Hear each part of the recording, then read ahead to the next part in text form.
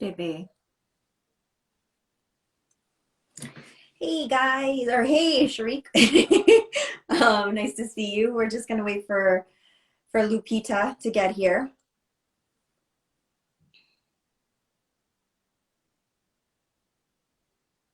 So yeah, so how are you doing? Hope you're having a good week so far. It's crazy that we're already at the end of, oh, there she is. Why are you not here?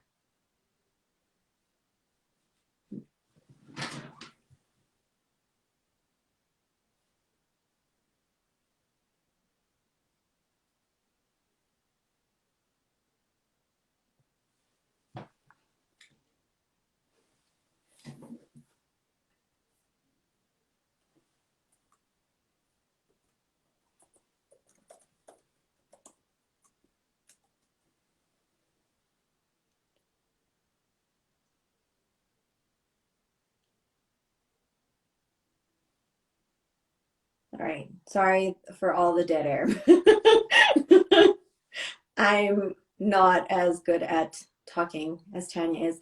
All right, there we go. Yes, does this work?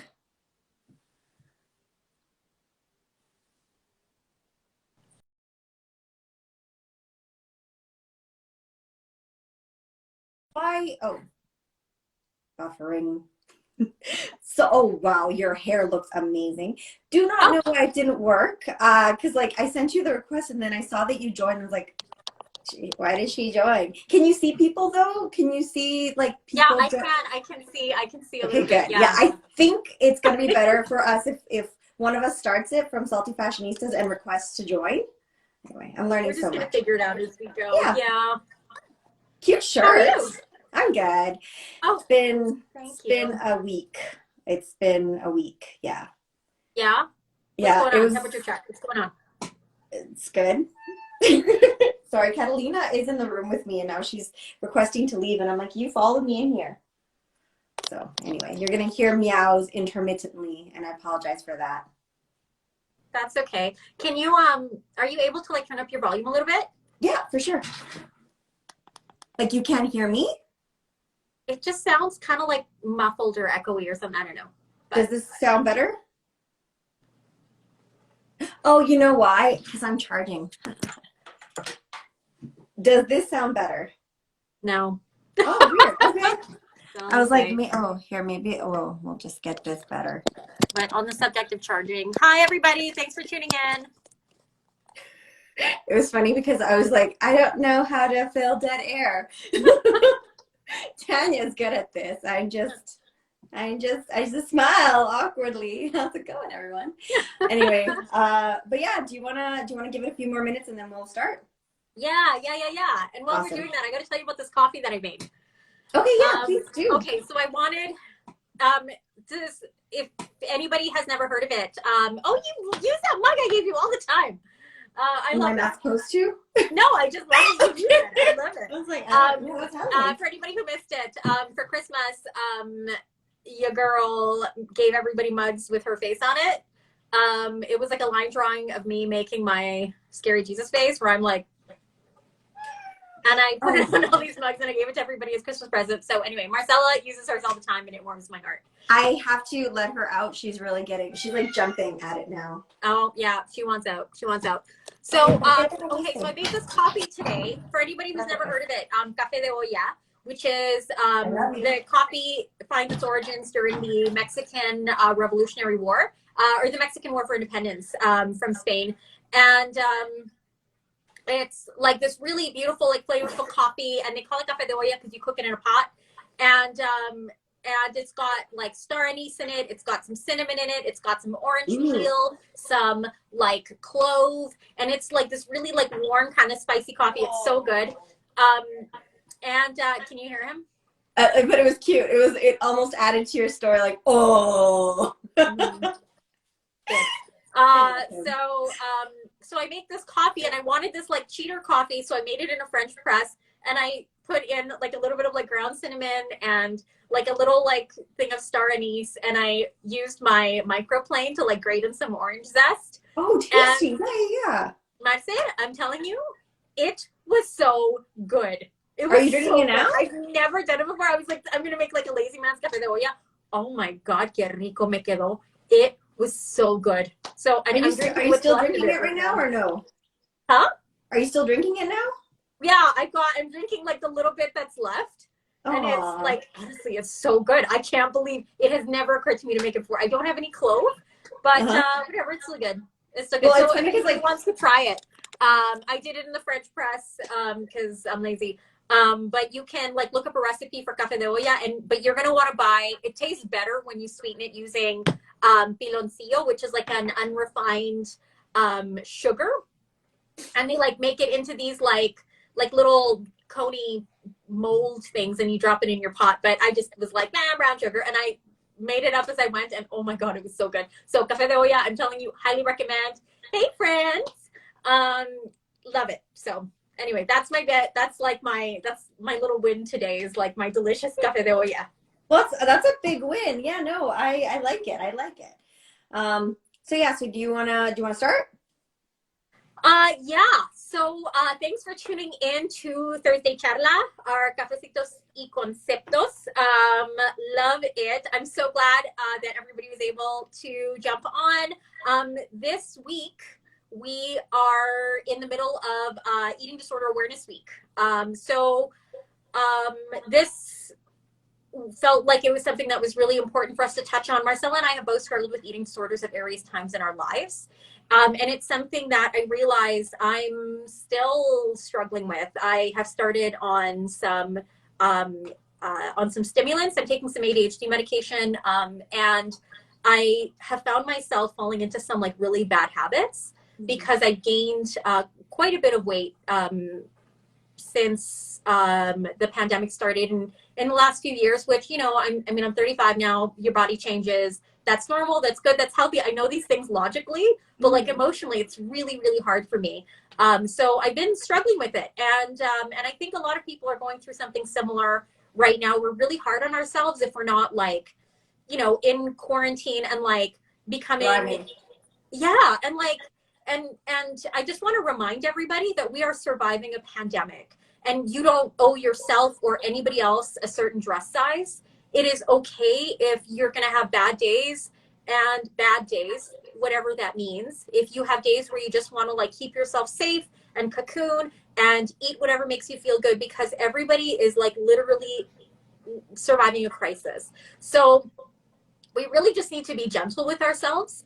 Um, you know, and I also think that a lot of the discourse that we see surrounding eating disorders come from a very like Eurocentric perspective. And many of the people that are talking about eating disorders and that are sort of like championing this, one of the issues that I find is that like it's often people uh, who have these like really rigid ideas about what it means to be healthy. And there's nothing more infuriating, I know, than seeing a woman who, you know, is really slim or, you know, maybe built like me, who's like body positivity and is like showing her rolls. And it's like, hey, but you look like a normal person, you know, normal, whatever that means.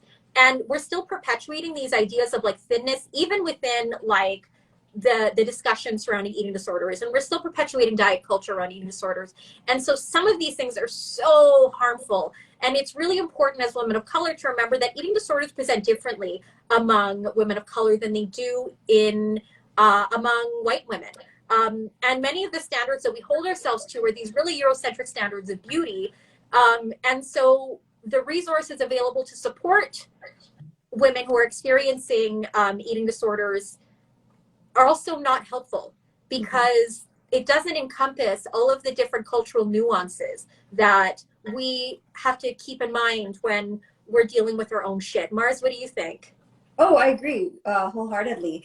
You know, before the live, we were looking at like information and stuff, and you know, it's a thing that we assume that it is prevalent. It's also very heteronormative, and that's the interesting thing. We don't assume that men suffer from body dysmorphia, but they do, and you know, we associate it with young people. But I mean, I know, you know, I have a friend, like a family friend. When we met her, she was, oh gosh, she was like 90 pounds. And, you know, I didn't know until I was like an adult that she had anorexia. And it was one of those things where it was like, I always knew that she was thin and I knew that she didn't like to eat, but I never made the connection. And also, we're so sorry if this is triggering a triggering subject matter for any of you. We both know what it's like. Like my sisters actually can't talk about the weight that they've lost or gained with me because they know that I get uncomfortable, and it honestly, like, I do get triggered by it.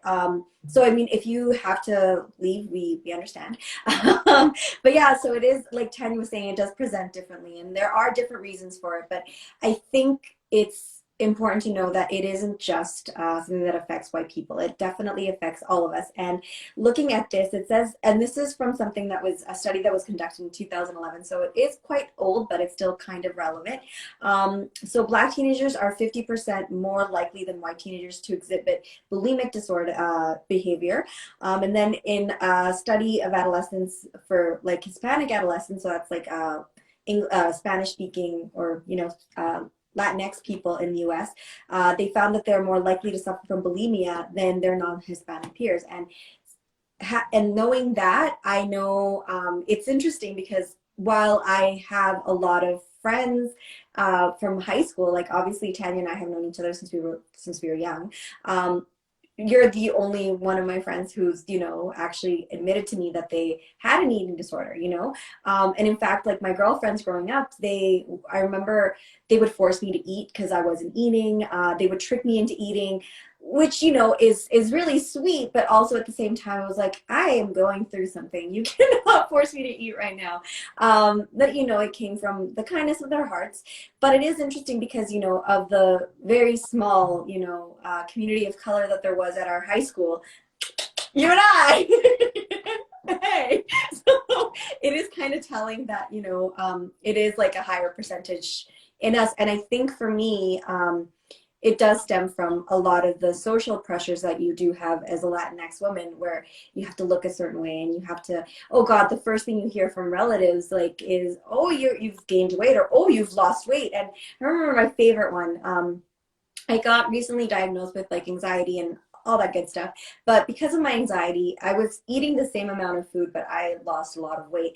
And I remember one of my mom's good friends who's from Brazil, she actually saw me. She's like, you look like a 15-year-old. What is your secret? And I legit said, anxiety. And like, I felt really rude. And I even told my mom, I was like, that was kind of rude, but also like, don't comment on my body. Like, especially as somebody who has had like problems with her food intake and stuff. I just found that kind of icky. Like, I know you're trying to compliment me, but that is not the way to compliment somebody. So anyway, that's I kind of took us on a tangent as usual. No, I think that's great. I really hear the part that you're saying about, one thing that really resonates with me is, that you called it sweet when your friends would trick you into eating. And I think that I don't think for a second that it was malicious, but I don't hear that and think that's sweet. I think like abusive, right? And like that's something that completely invalidates your autonomy and your right to make decisions for yourself. But I get it. My mom used to say to me, like, she used to worry about me. And when she realized what was happening and that I was, experiencing, that I was, coping with an eating disorder, my mom would, force me to eat. And it comes from a really loving place, but it causes so much harm to do those things, right? Yes, yeah. And, for me, I think, I talk about, I mentioned that these ideas of thinness and beauty are really Eurocentric. And for me, I grew up with so much internalized racism that I hated my curves. I didn't want to be too Latina. And I've, talked about this a little bit. Yeah. Not just in these lives. And Marcel, I know you know a lot about this. I, talked your ear off about this stuff. But I really resented being Latina. And I didn't want anything that seemed to I didn't want it to be too like transparent. So I was really kind of afraid of these curves and any sort of like cultural marker. And so that was really, me trying to conform to this idea of what was beautiful. And what was beautiful at the time was this like really, athletic build, the tomboy build. Yeah. I remember Katie Holmes, Gwyneth Paltrow. Yeah. Yeah. And like, I still have my moments where I'm like, I realize that many of my close you know, fit better. They didn't fit better. They fit differently. But that's not what my body is. So I mean, we're holding ourselves to these really, really harmful standards that are set by white women, right? And they, you know, perpetuate this idea of, you know, white is better, and like, you know, you want to be like rail thin, and that's not. I'm never going to be. I'm never going to be like straight up and down, right? And Yeah. it's like that Alec Venom. They posted a really interesting. Oh God, I know we shared it in our stories, but it was a book report that they did on how thinness is also white coded. So when they would go, when you know the colonizers would go to Africa, Asia, and Latin and like South America, they would see women who had, you know, curves and bodies, and it was muscular because like a lot of those women were doing things like in the farm or helping with the warrior stuff. So they had curves because they, you know, like the curves were part of like, you know, their culture and stuff. And so when they started colonizing people, they started to kind of trick us into thinking that thin was best, you know, and that's when white women unfortunately started being forced to be real thin, being forced to have like a very tiny waist and like the big, you know, so it sucks because it is like definitely like a colonial mindset. There was another really interesting post that we've shared that said how beauty standards are not beauty standards, weight standards or thinness is a colonial construct. And it's true because, you know, things like the BMI, super racist, you know, that was designed by, you know, a racist person. And unfortunately, you know, they try to force women and men who are built differently because historically and like culturally they are different because they eat the foods that they eat and like their genetics. But, you know, like we're still, you know, blamed for our health problems. And like how many women have, I remember because like being somebody who suffers from eating disorders, I have very yo-yoing weight. So I've been everything from like 90 pounds to I think the heaviest I've ever been was probably like 152 or something. And that's heavy. I know that's not heavy, but for somebody who's 5 foot nothing, it is heavy, right? And I remember I was getting a lot of migraines and I saw this doctor, and the thing, she didn't even help me with my migraines. And this was back in like 2010, 2011. And she kept fixating on my weight. She's like, yeah, but you're obese. And I'm like, I'm not here because of anything other than I have migraines, like consistent migraines, like every day. I can't sleep. I can't do anything. It's just migraines. She's like, you really need to lose weight. And I was like, oh my God. And it's one of those things where I've read and I've heard other women of color, predominantly like Black women, say that this is the same affliction or the same, you know, thing that they encounter when they go to a doctor and they complain about that. And then, you know, you talk about Asians and how Asians, you know, if they're not real thin, they're criticized because they're not, you know, they're not Asian enough, or they don't adhere to the Asian ideals. And it's, we all just need to stop commenting on other people's bodies. Yeah. Yeah, absolutely. And, you know, that's a really important thing too, is, you know, talking about the size thing and the fixation on your weight as opposed to actually dealing with the problem that you went to talk to the doctor about. Sure, yeah. You hear this from a lot of, you know, plus size women, bigger women. And I have known many women. I have known many women who were quite a bit bigger than me that, you know, could outrun me in no time. That could like outbench me in no time. And yeah, like I'm 5'1". I mean, you know, I'm not like a particularly muscular woman, you know, bench pressing more than me really is not an accomplishment, you know, but, you know, you hear that they're often dismissed and that there's this like bizarre fixation on their weight as opposed to actually dealing with them. And, you know, there's this idea that because you are, that because you're a bigger person, that you don't like feel pain as easily, which is like ridiculous, you know. And so these women are like abused, and you know, when they go to look for help in the one place where you're supposed to be safe, you go to see your doctor and you're like, oh, you'll help me with this, and the doctor completely dismisses everything that you see or everything that you went there to say. And it's, I can't even fathom what that would be like. And I realize that this is a really common experience among Black women as well, right? Black and Indigenous women who experience that. And I realize that, you know, for someone like me, you know, that's not an experience that I have ever had. I don't know that that's an experience that I will ever have.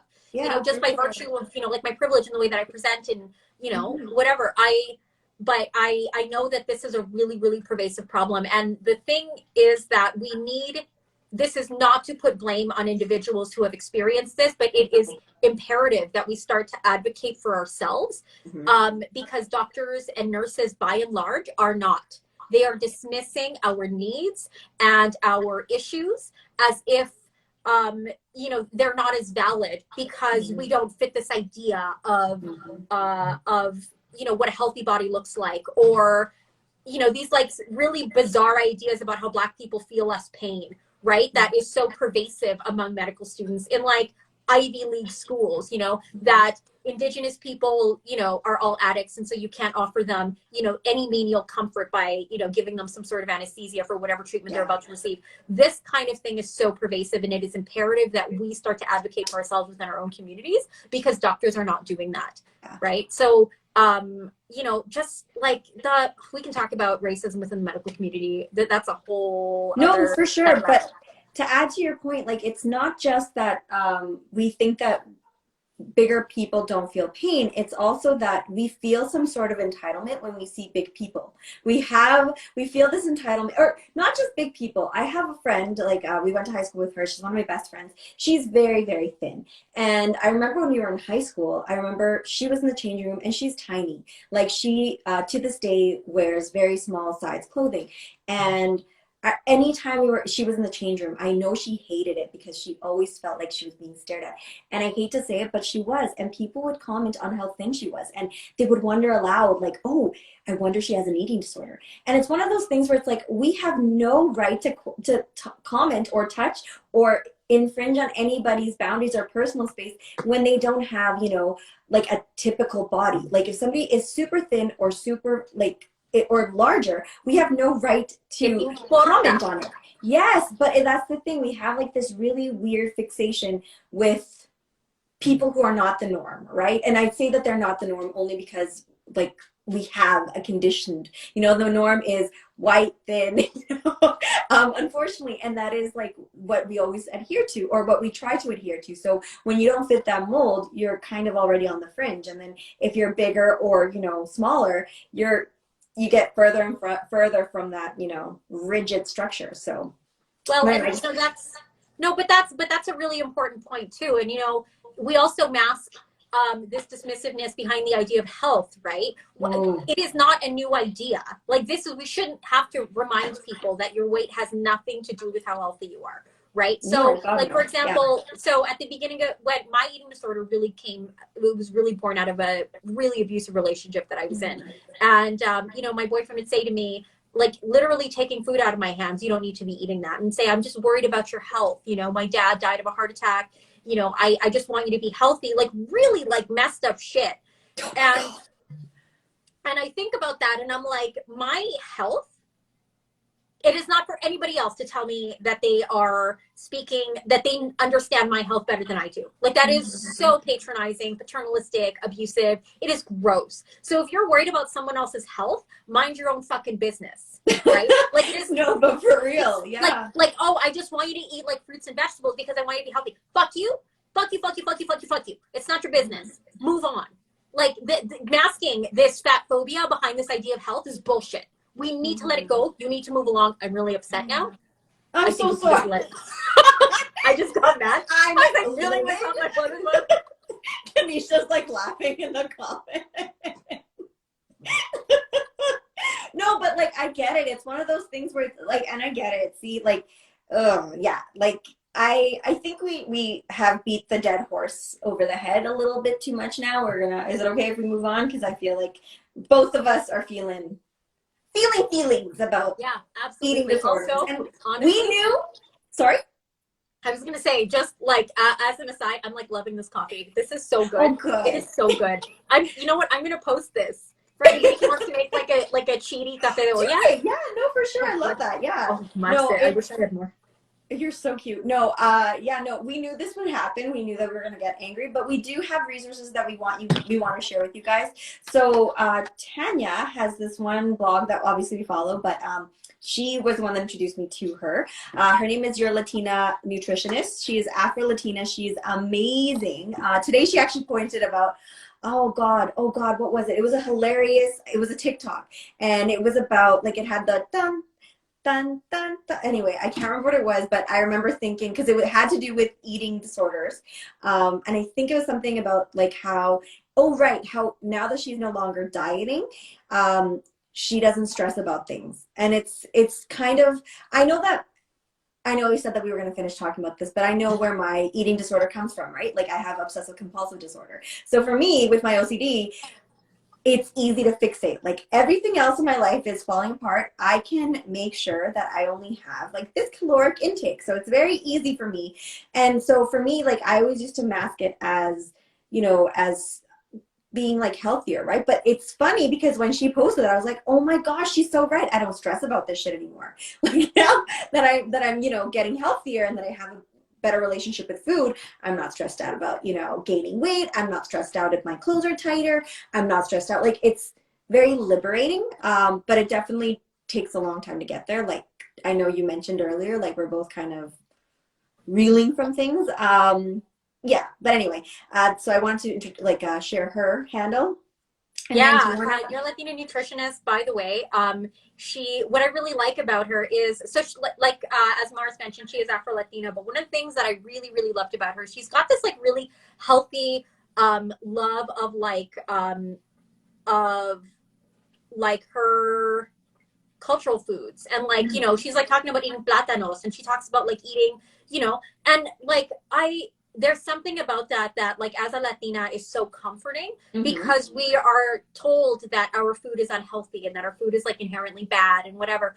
And Central American diet is mostly vegan, okay? Like, it is.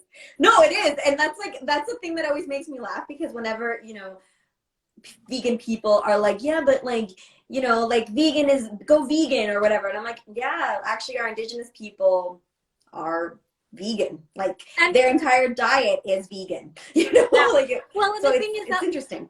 The thing is too that, like, just because you're going vegan doesn't mean that it has to be bland either, right?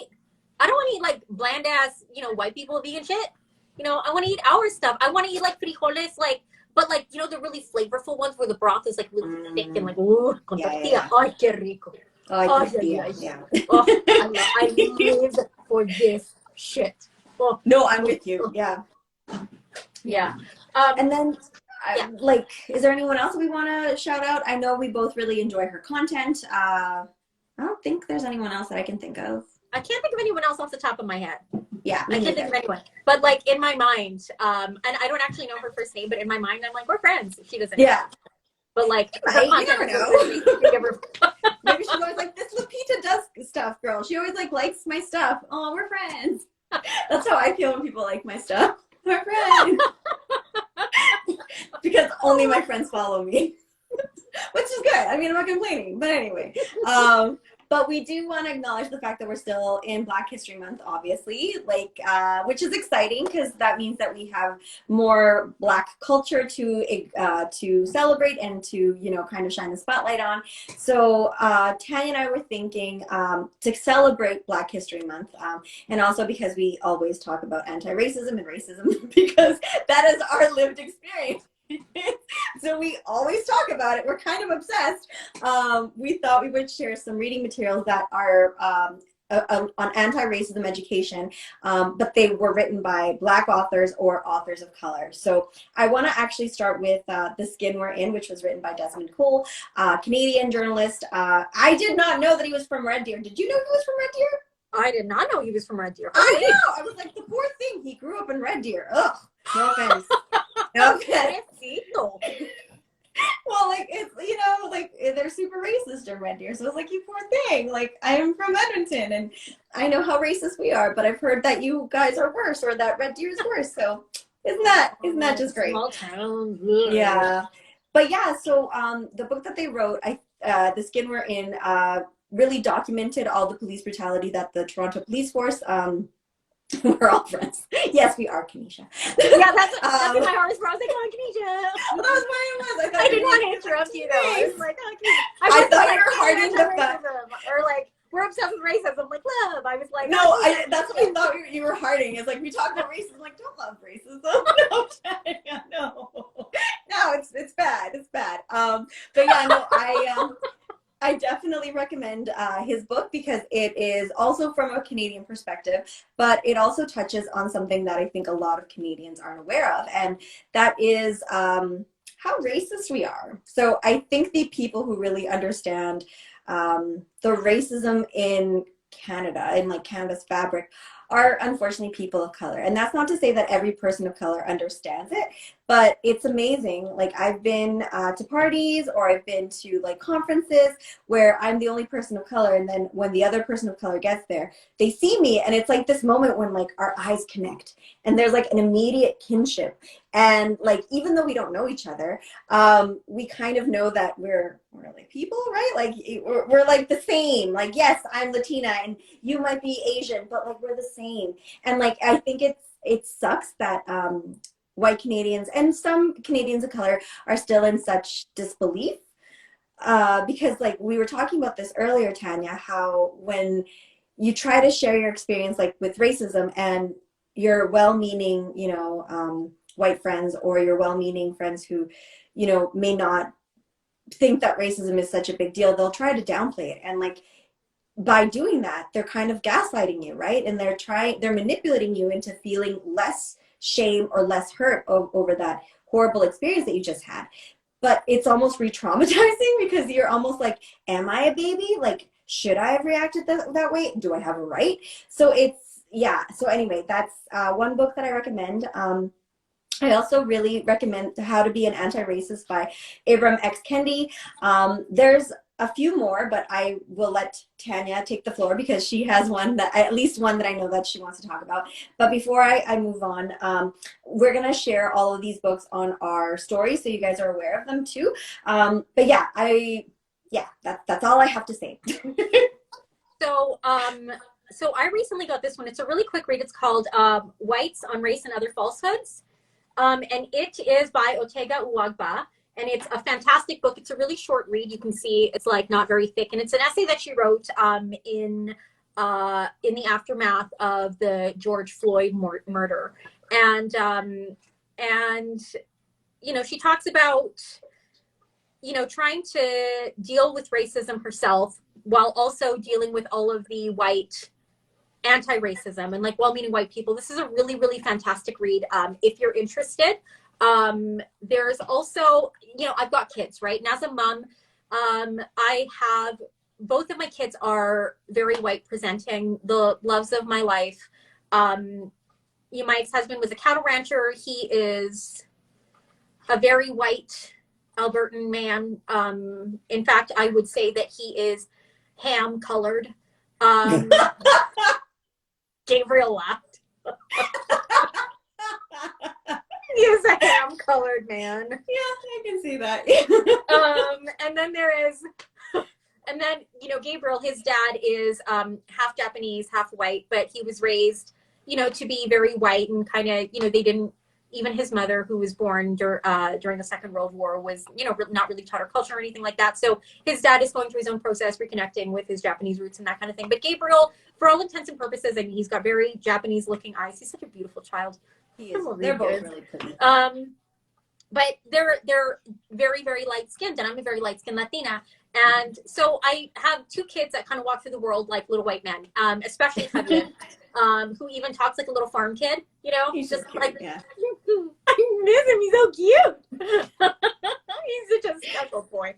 Anyway, so trying to teach my kids about racism. And, the thing is that, my marriage was really traumatic, right? There was a lot of racism there, and I didn't recognize it right away because they started out as microaggressions, right?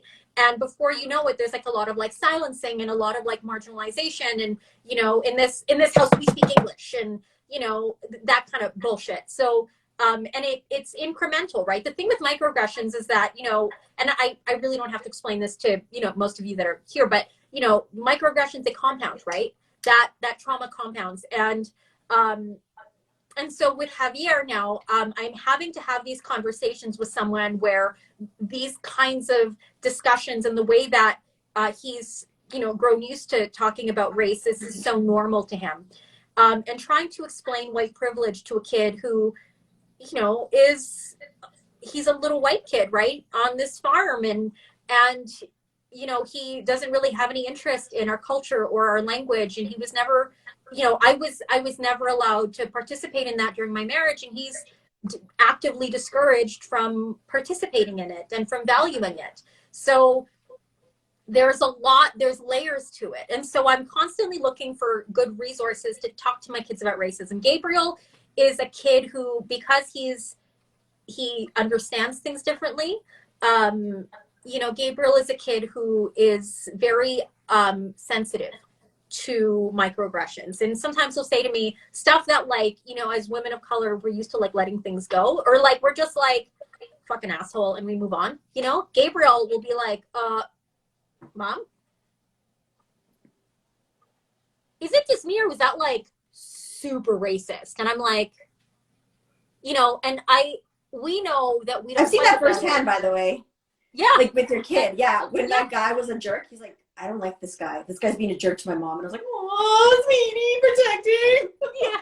But, Gabriel, he picks up on this stuff, and we have these conversations, but he spends a lot of time around my parents, right? My parents, speak with accents, and my, dad, my stepdad is really, really dark. And, so he has a different experience with race that Javier is very, very oblivious to, right? Yeah. So I'm constantly looking for resources to be able to talk to my kids about race and teach them about what it means to be anti-racist, and to help them understand that, good people can do bad things. The fact is that, the people that we love, right, the white people that we love, can cause a lot of harm and can do a lot of shit. And I don't want him to think like my dad's a bad guy, but at the same time, you can love your dad and be like, my dad's racist, and like put him in his place, to be honest. Like it sucks, but that's gonna be the burden that he has to carry, because who else is gonna tell your ex-husband that like XYZ was racist, dad? Like it's gonna fall on him, unfortunately. And that's the thing. So I'm constantly looking for resources, and Glass Bookshop has this amazing section of kids books, and I purchased a few of them. There's a whole series of books called A Kid's Book About, and I bought the book, A Kid's Book About Systemic Racism. There's a kid's book about white privilege. There's even a kid's book about COVID-19, a kid's book about like racism, a kid's book about anxiety, a kid's book about depression. All of these things that I feel like are like, and they're really, really well written, and the information is very, very basic, and they're designed for children in grade 3 or younger. Fantastic books. And there was another book that I actually found it at Costco, but it turns out that they carried it at Glass Bookshop as well, and it's called This Book is Anti-Racist. That's the one, yes. It's a fantastic book. I highly recommend it. And I can't remember the names of the authors just now, and I actually lent it to a friend today. But it's a fantastic resource about talking about, I think most people have. Tiffany Jewell. I'm sorry? Tiffany Jewell? Is it Tiffany Jewell? There's like 3 different contributors to that book. Okay, well, there's Tiffany Jewell, and actually that's the only one. Okay.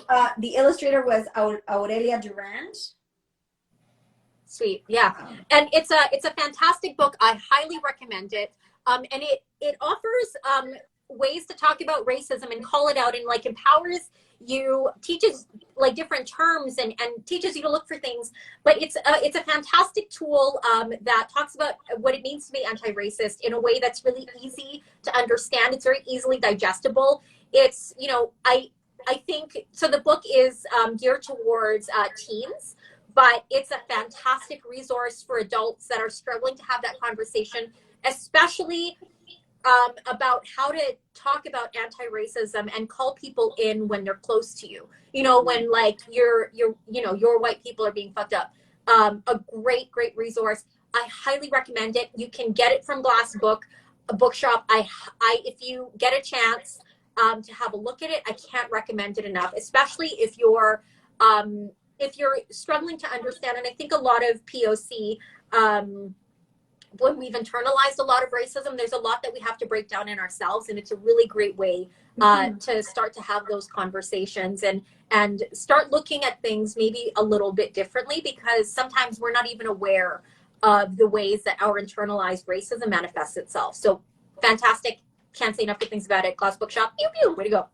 Yeah, actually, and the other books that I commented on or recommended are also at Glass Bookshop. So they're like obviously really, really great all around. So I know you really wanted to touch base on the universal basic income. Yeah, this is a really big one for me. So there was a 500-page report that was released by the government of British Columbia. It was released on January 28th of this year, about a pilot project with about universal basic income. And it has, if you haven't heard about this conversation, it is, there are lots of people are talking about it. And what the report basically says is that the universal basic income is not basically it's saying that the universal basic income is not like the be all end all answer. And so what's happened now is that Rachel Notley came out and she's commented on it. Lots of people were reaching out to her, asking her to comment on this UBI report. And it says, the needs of people in the society are too diverse to be effectively answered simply with a check from the government. And I thought that was really interesting. It says, she also says, well, we are continuing to review that report. The key finding is that there are more effective ways than a UBI to create a more just society. Okay. I didn't read the full report. I actually had a look at the executive summary and had a look at some of the recommendations for the UBI report. I thought there were some really interesting points that they make. The thing is that, I mean, by and large, I agree. I mean, just handing out a payment every month to everybody without addressing any like major issues and without providing supports and filling those gaps in service as a society, you know, that the UBI is going to be ineffective. And if you're giving everybody across the board, regardless of how much you're making, just like everybody deserves this amount, including people that are, you know, well-to-do or that aren't struggling financially, you know, there are more effective ways to handle it. So some of the recommendations include, you know, extended health supplements, including basic dental coverage and rental housing assistance for all households at low incomes, including the working free poor transit, I hope. Independent of the income assistance program. So the thing is that, like, that makes sense. You know, we need to be able to address some of the things that keep people living in chronic poverty. Handing out a universal check every month is only a step in the right direction. And, you know, one of the things that really, really annoyed me is, you know, that I feel like what the summary found was that I feel like it overlooked the fact that right now since we're living in a crisis, you know, a UBI would be one of the most effective ways to get us on the path to economic recovery, right? We don't have the means to spend within our own economies, within our own local economies. And so one of the things that we talk about, Mars and I have talked about this extensively, is the way that we demonize people for accessing or for purchasing, not like locally, but from ordering from like Amazon or Walmart or whatever the case may be. And the fact is that that is something that is accessible to people who are low income, because often buying from within your local economy, you know, you're paying a higher price point, right? And when you're living in chronic poverty and, you know, you need, you know, basic things like, for example, t-shirts, right? A $5 t-shirt from Walmart, when you need basic cotton t-shirts, that is more financially accessible than the $15 t-shirt that you're buying on clearance from your local independent retailer. And so when we're talking about social equity and when we're talking about creating a more just society, in my view, demonizing people for not having the financial means to buy things from within their local economy right, is not the way to go about it, right? Oh, We yeah. need to start addressing income inequality before we start being like, oh, support local. Because at a really fundamental level, these, small businesses, if we start replacing the term small business with small capitalist, it's basically the same thing, right? And Marx and Engels talk about this. For anybody who hasn't read communist theory, I don't believe that it's necessarily inaccessible. I think that there is a need for that. I don't think that like waving your credentials and beating people over the head with how much more you know than them is. I just don't think it's useful. I don't think it's. But if you have a chance to read it, the Communist Manifesto is not long. It is not long. Like, give it a read, and they actually talk about. No, it isn't. Yeah. It's like 8 pages long. Like, fucking read it. I think they have PDFs available because I've seen that before, and I'm like, oh, look at that! They give it away for free, because that's the thing. People want people to educate themselves on these issues and on this theory, because when you understand it, that's when you can actually realize that communism is not the enemy that the U.S. has made it out to be. Like, they have a vested interest in capitalism. That's why they want to perpetuate this idea that capitalism is the way to go.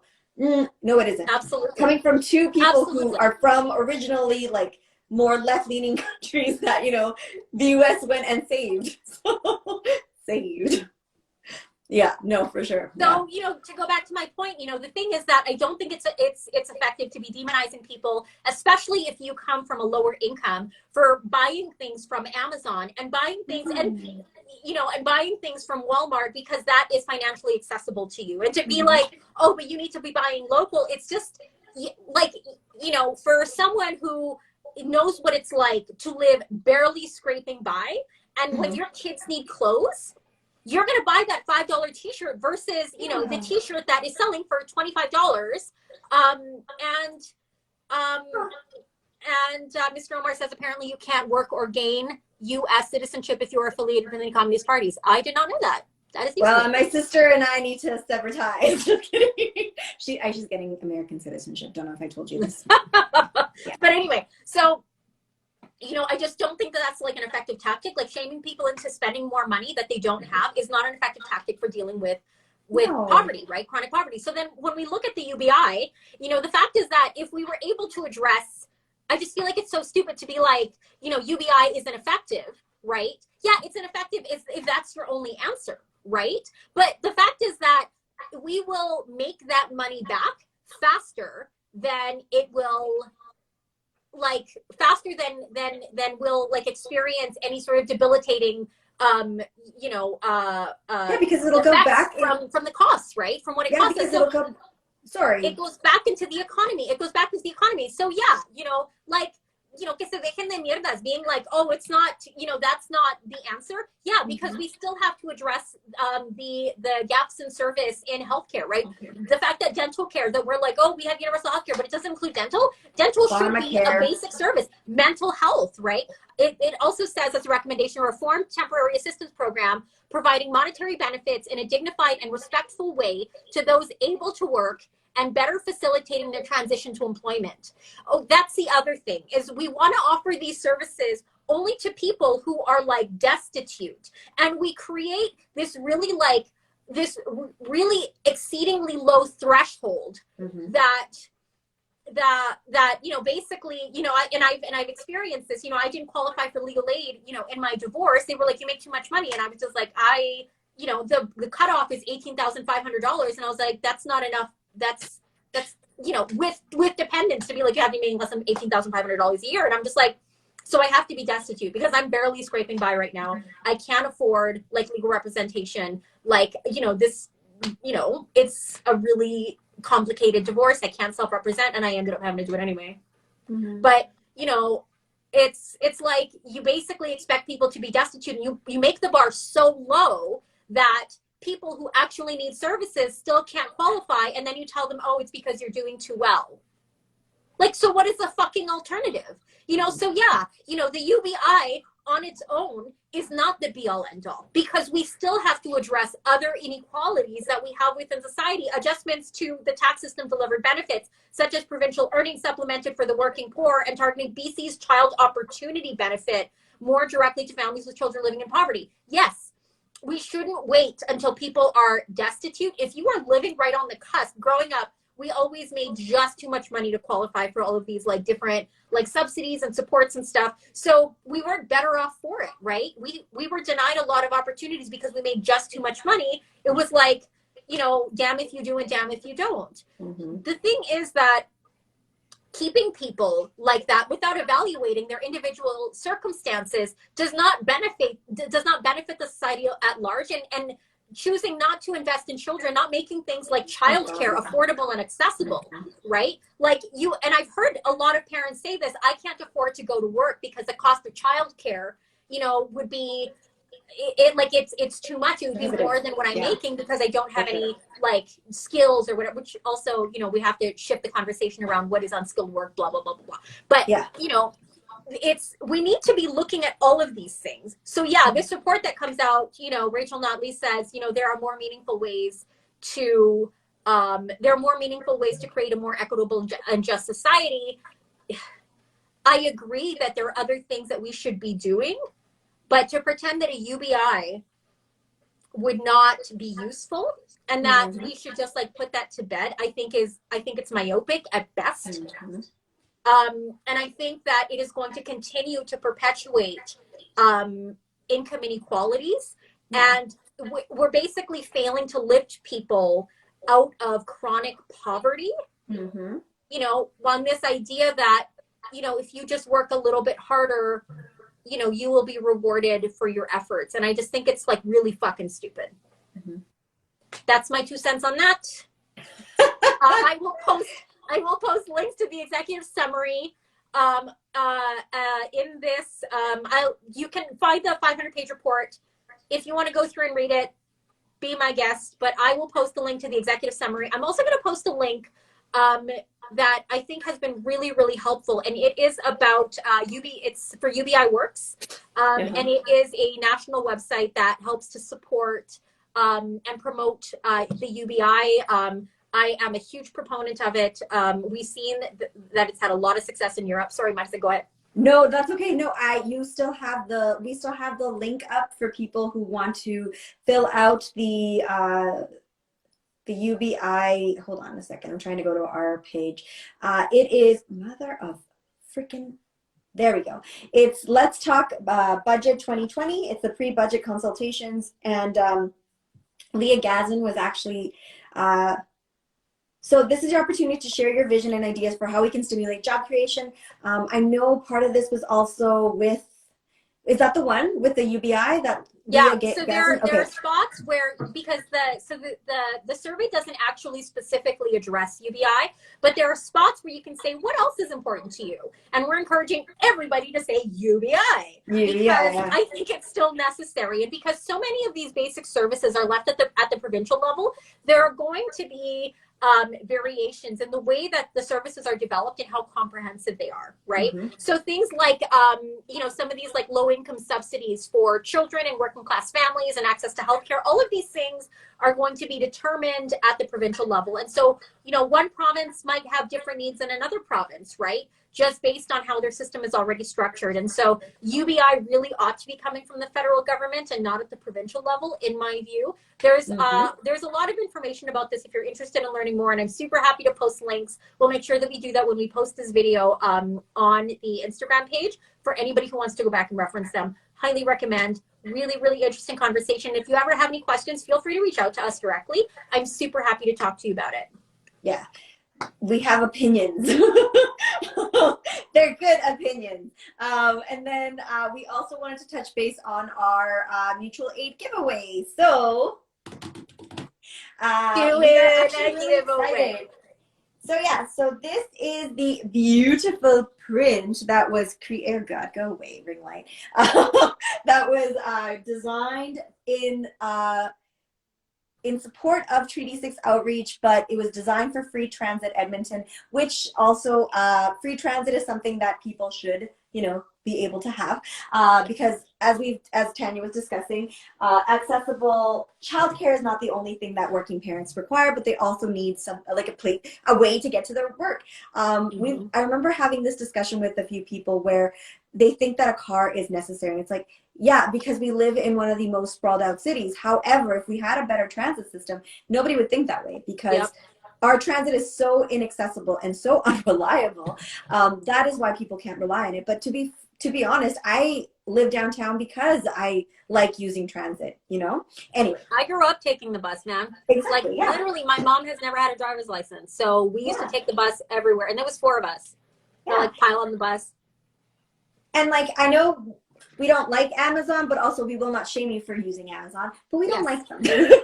So because the reason for this Amazon Prime sticker is just because of the way that they are malicious to their employees, and they really do not do anything in service for the environment or for their community. And Jeff Bezos can fucking suck on a cactus. Anyway, so yeah, these beautiful stickers were designed by Amazon Prime. It's a really good Instagram account and website that basically promotes all of the bad things that Amazon and Jeff Bezos do. These are sold at Glass Bookshop. We are also giving away, don't know if you guys can hear me, these beautiful stickers. So defund EPS because they are the devil. ACAB because all cops are bastards. Can we see that, Tanya? Let me know if I can see it. Okay. You're a mess. Those were all designed by the Absurd Collective here in Edmonton, and we have these beautiful ones that were these guys were all designed to help Treaty 6. So we love Treaty 6 outreach. I don't know if we've said that before. But yeah, these stickers too. Mutual aid creates strong communities. So this one was actually not designed by the Absurd Collective. They were designed by, and I will tell you in a second, because I am not prepared right now. I am so sorry, guys. Mother of Pearl, who are you? We're all just shit creations, which is a really great handle in my opinion. And we have these beautiful, beautiful stickers. I'm going to order more of them because they're teeny tiny. If you look at it, it says, if you see someone living in a tent, mind your own fucking business. So the creator of this sticker and No War But Class War, Eye Rolls and Bloodlust, I have the biggest amount of respect for this creator. Mutual aid enthusiast, I guess supporter, enthusiast is not the right word, but they're lovely. I really enjoy all the things that they create. Yeah, they're just really great. If you can, give them a follow. Also, they do tend to sell things on their store to promote mutual aid. So right now they're promoting Texas Mutual Aid Group because of the horrible snowstorm that's happening in Texas. So give them a follow, give them a like on their stuff, and yeah. And finally, Tanya, show your copy as well. Have one. Yes, but they're going to someone else. Although Tanya and I did order one for ourselves. So yeah, this is a really great book if you want to learn a little bit more about mutual aid. It is a book by Dean Spade. It's such a useful book, and you can pick these up at Glass Bookshop. We wanted to make sure that we can help disseminate this information. If you have any questions about how mutual aid works and who it benefits, highly recommend. There's my guy. So yeah, we'll be giving these guys away. Yeah. When is the draw, Tanya? The draw is on March 8th. Yeah. Sorry, I thought you knew. That's what, I was like, no, but I'm so sorry. That's like when you ever ask me, like, how's things? I'm like, tell me something good. I'm like, I'm drawing a blank. Not because I don't have good things happen, but because it's like, oh shit, like I have to think of this. It's sad that that's not like an immediate, like it's not like a happy thing, right? Anyway, but yeah, so we're both excited about it. Yeah, so lots of good things happening. Make sure that you're following our page if you want to enter the contest. You have to like our page. You have to like Treaty 6 Outreach, and you got to take 2 friends. And in the comment section for the giveaway, we are promoting this as much as we can. We have mad love for Treaty 6. And make sure that you're keeping an eye out for opportunities to get involved if that's something that you want to do. They're always looking for donations, and they're constantly posting what they're in need of on any given day. So if you have the financial means to contribute, we highly recommend it. Guys, thank you so much for tuning into this Thursday charla, our Cafecitos y Conceptos. We love you. Marce, I love you. I love you. It was really nice to see you all. Yeah. Bye. Okay, we love you guys. We'll talk to you soon. Bye. Bye. Are you sure?